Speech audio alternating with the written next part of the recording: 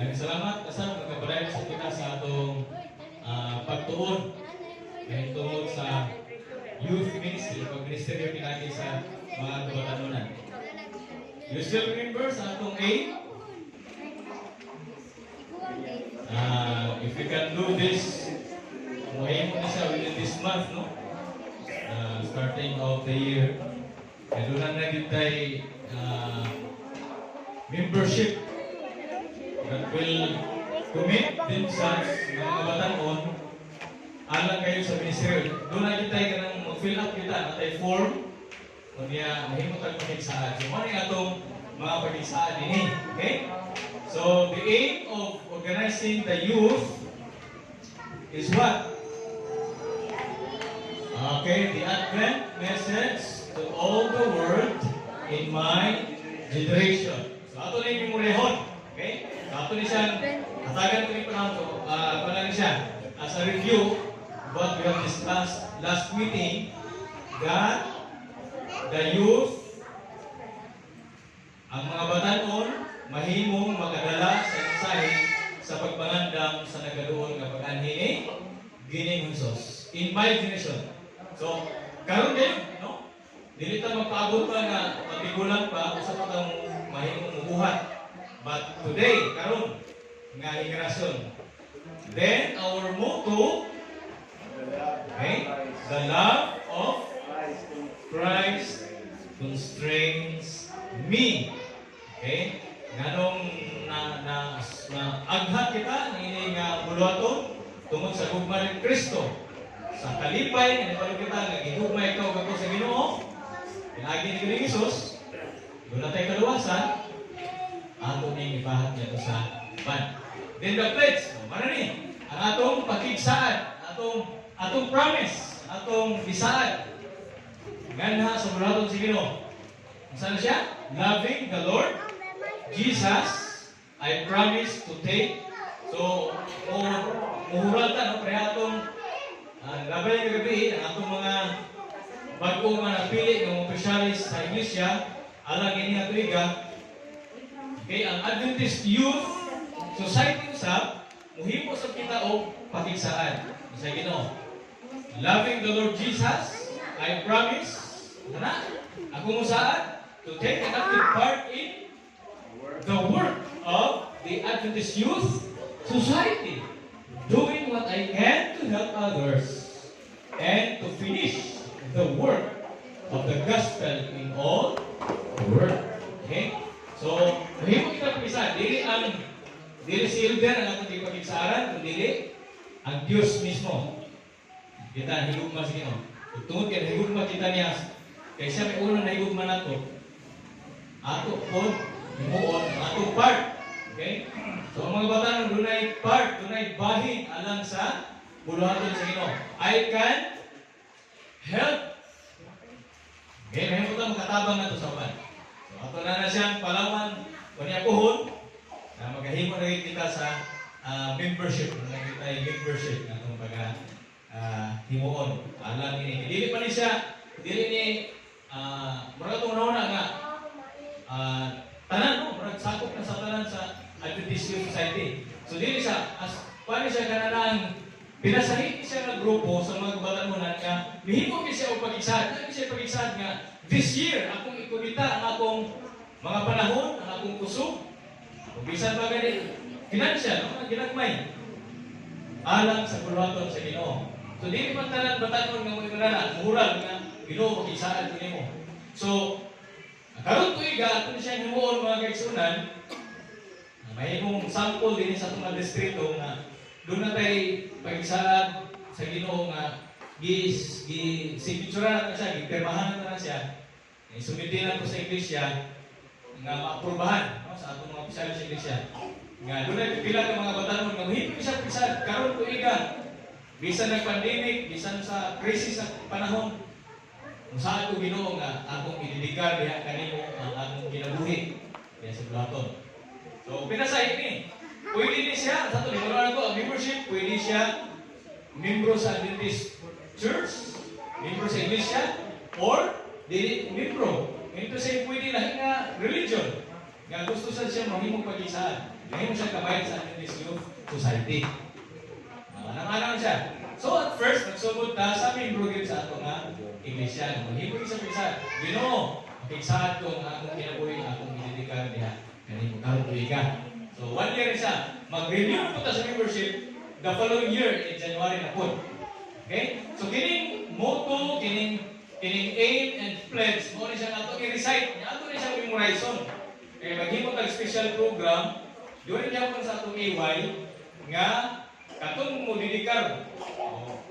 Naman atong AY leaders, mag-anamanan na ta o scout kinsa nga mga batan-on, lalaki o babae, ang committee kahit sa ilang kinabuhi. Okay, doon naman tayo mga leaders. Kaya kanya itong mga leaders, AY leaders, kinakailangan nila silang support.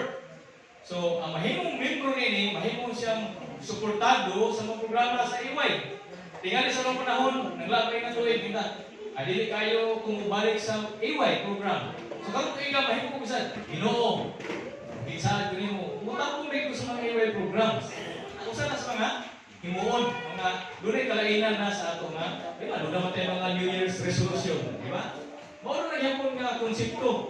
So, sa iglesia, doon na po tayo pledge, no? Sa youth mismo, doon ay pledge, mga himong pagkiksala ng mga tato, nga karoon tuig ka Ginoo. Doon ay mga blotong na crusades. Okay? So, ato lang diskutan sa salon. Okay?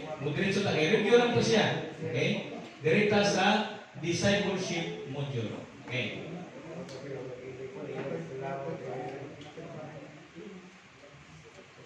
By the way, dagang salamat mga igsoon.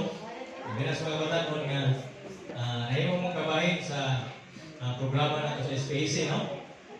This is one of my requirements sa first sem. So, ini ang subject tawag sa youth ministry. Okay. Now, doon ay mga challenges nga ato mga batanon mura og pagbabagan ang ilahang pagkiksaan sa Ginoo. So, ato ni sa tanawon sa mga youth, doon ay mga issues nga matihanat ang anong igunanan ang mga makita nato sa itong mga batanunan. Dili nato sila mabasok sa mga igsoon tungod kay doon na siya mga hinungdan nga dapat nato masabtan labi na sa mga leaders, no? AY leaders. For example, Brother Lord, Sister Lovely. Ibuno ta asa itong mga batanon na doon na siya mga hinungdan kanong igunanan ang nakita nato nga mga sana siya mga gihimo sa itong mga batanunan. Daw siya kuan ba? Wither kung hindi kuan ba?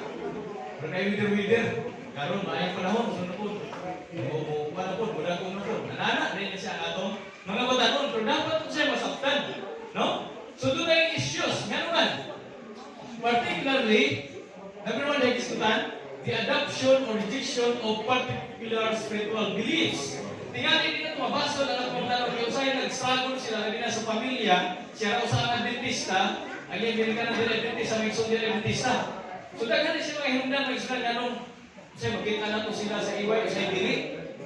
So tingali nag-struggle sa spiritually, sunod sa panimalay o sunod sa community na siya na naadiha, na yung Adventista. Spiritual beliefs, karong pagtuo daw galisod siya o exercise sa iyang pagtuo. Then, establishment of moral value system, no? Ang pag-establishar morally, ang kalibutan, degraded ang moral, no? Ang morality. And sometimes, kung usahay ko within the church, ang morality usahay magkaubos.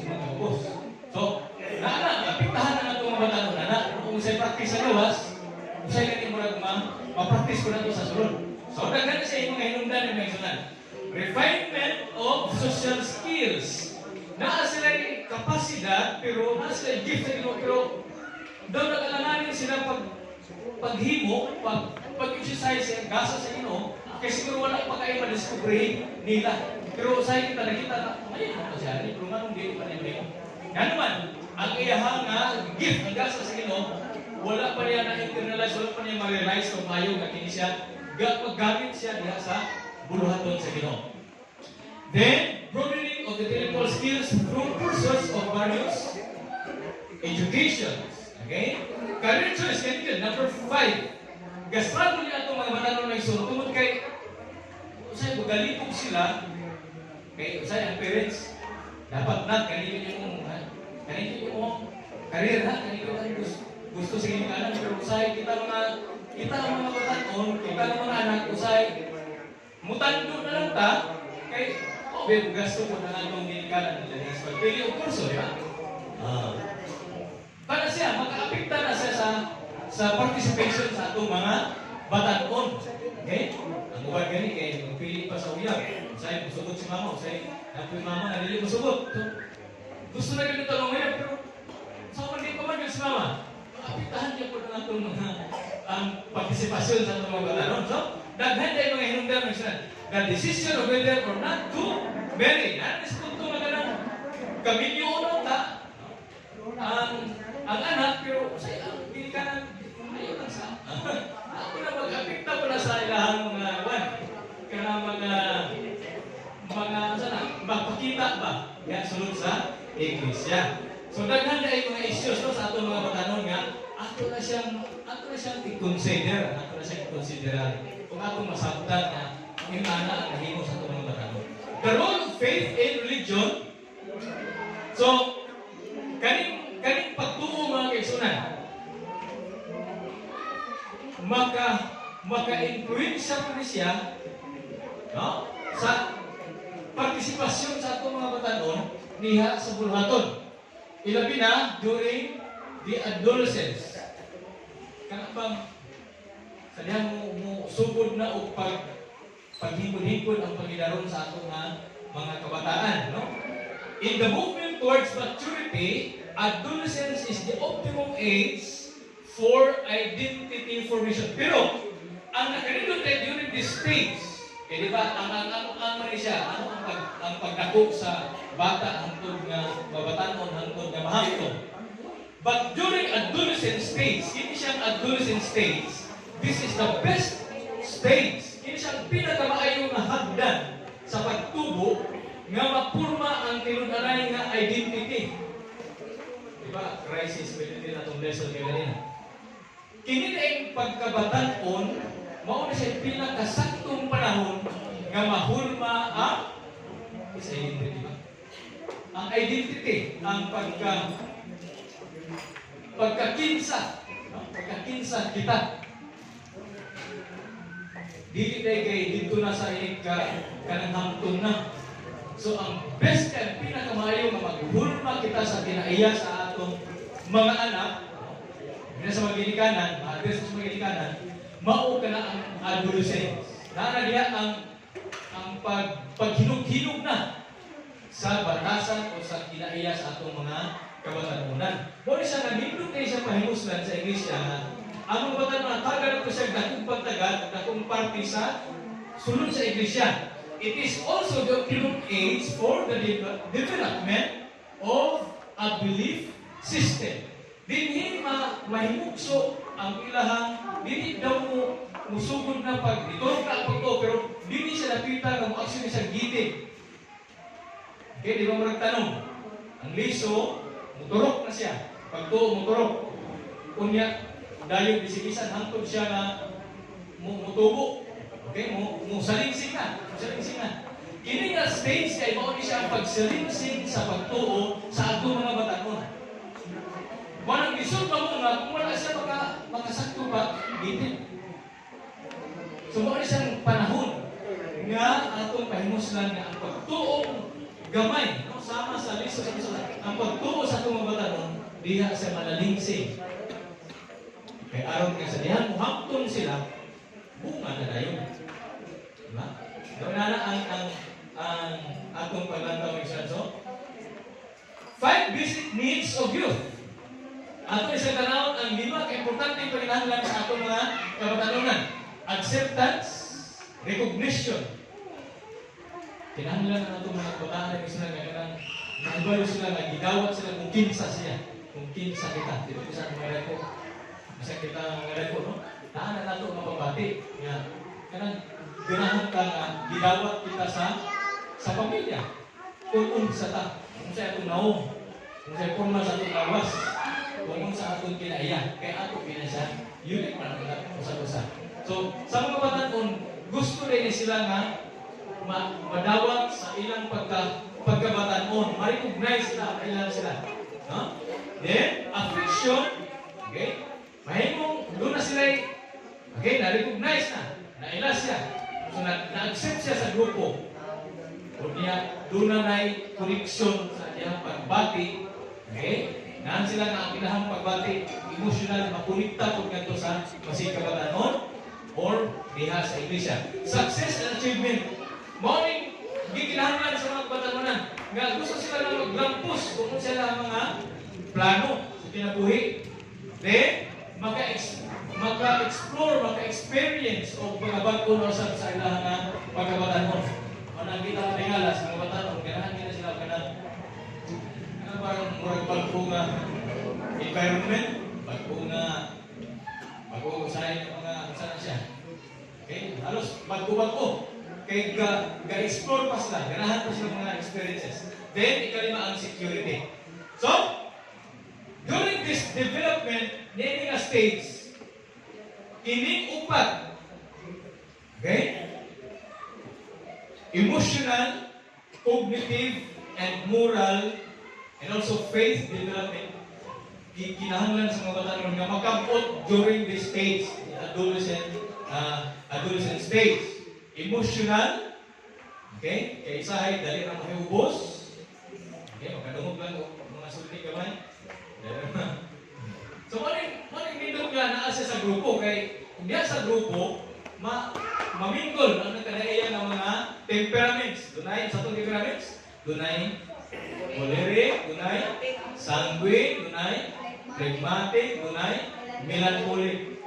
Pero, dili ni nga pati ang usa mas maayo. Pareho ni siya upat, gikinahanglan ni siya sa grupo. Okay? Maka-adjust, maka-matikot, maka-ila siya mismo nga ako ni ay melancholic. Siya di ay choleric. Mali nga, magkalahi yun ang among mga desisyon usahay. Magkalahi ang mga sugdan. Ang sanguine, sige rin siya pumumid siya. Okay, patata lang istorya. Para lang mga tawa ang tanan. Bisa ko, medyo lain na mo na kuminang, pero gusto niya siya kung pagawa sa iyang sulti. Aron nga, ganahan siya kaya magkatawa ang tanan. Ako pa rin hangguan. Ang phlegmatic, magkanahan ko siya nga, sige na ko siya. Oo, wala. Masabtan na sa mga batalong diha pa nga panahon na. Kaya aron nga, mas epektibo siya sa dihan hangtong na siya. Moral development, okay? Then faith development. Pagtuloy, importante mo kung pagtuloy sa iyo. Then basic personality desires. Okay, kung ano na gusto na ngayon na. Gusto sa magbatanunan, tagsa-tagsa, doon na gityanin nga, mahimong siya, madawat sa grupo, masaligan sa grupo, matabangan, magmalampuson, o bation niya na secure siya. Doon ay seguridad and a sense of belonging. Kaya may bang karighanan, kaya binagit sa mga termino dito ginawag mga burumon. Sa mga burumon, kaya naman maulawon yung pag-ayo ba? Ulawon. Para na, ulawon ang kumenso. Pero, bisan kung ulawon, pero kung kibalong ka na gidawat ka, na na-recognize ka, isa'y mamala na ang imong pagka-ulaw. Okay? Lahi naman sa mga kulirik. Kaya ang kulirik, pag-una-una yun siya. Gahi na siya matandog ugwan. Ang sanguine, gahi na matandog ugulaw-ulaw.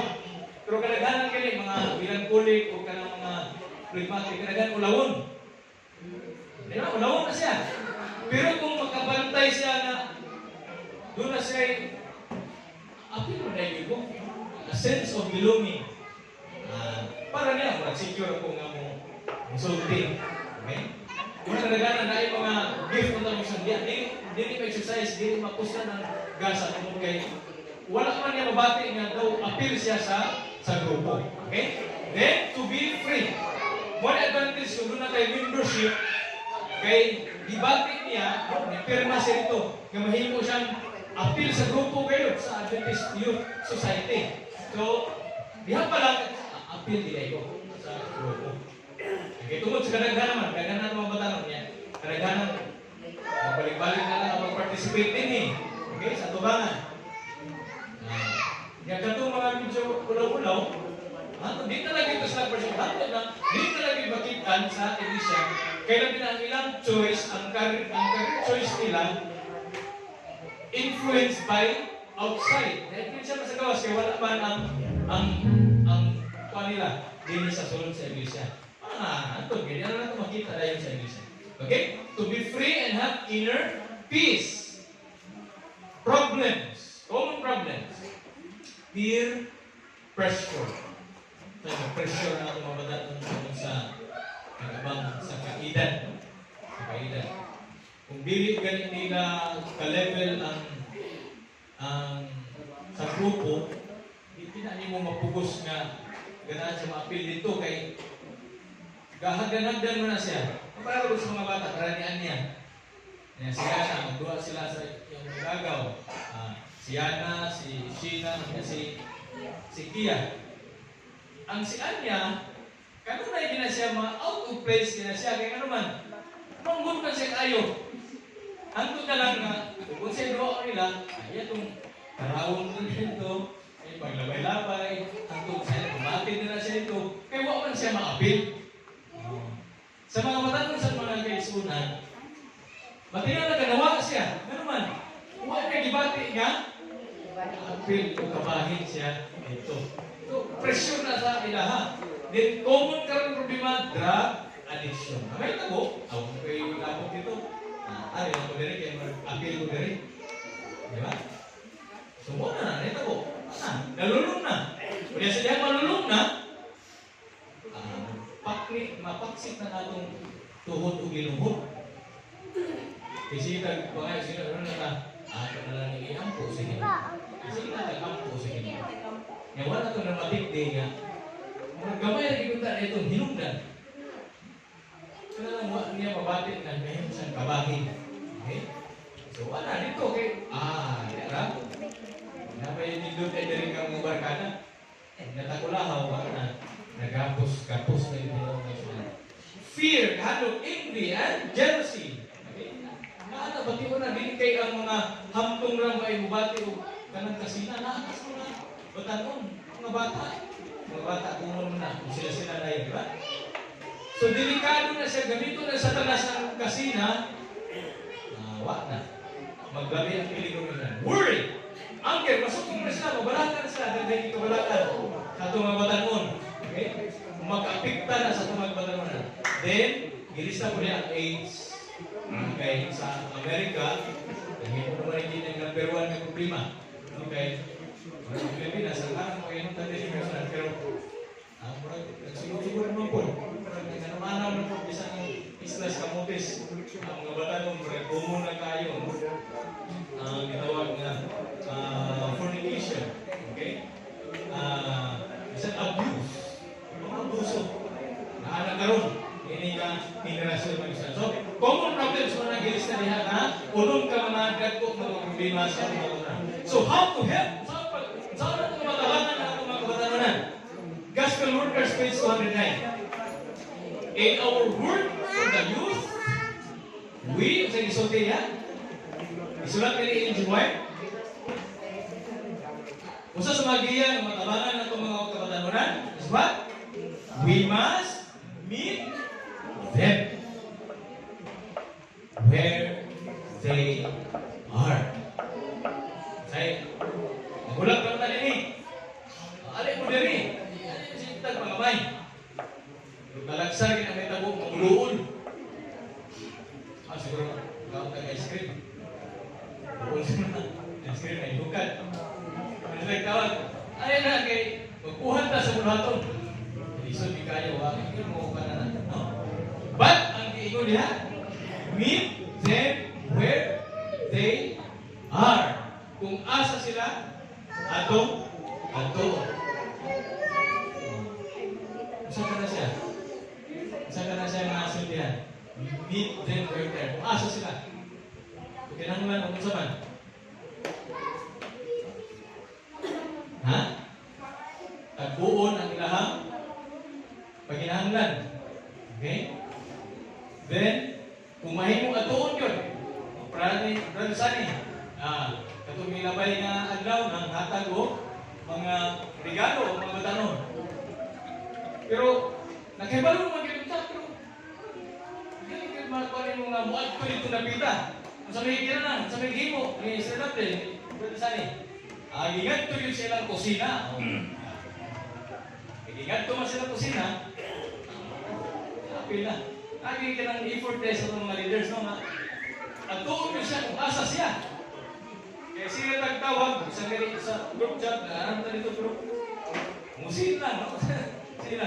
Lahi na nyo na ay kay effort ay kay himo. Reach out siya. Kaya tuan siya nito. Walang prinsipyo. Mga kaisunan. Meet them where they are. If we would help them. Kung gusto na makatabang nila, sakto mo ba lang yung tana? Atong iyang po, si Suanso. May prayer. Atong iyang po, atong isunan. Pero lahi na yun lang. Kita yung mismo ni Adto.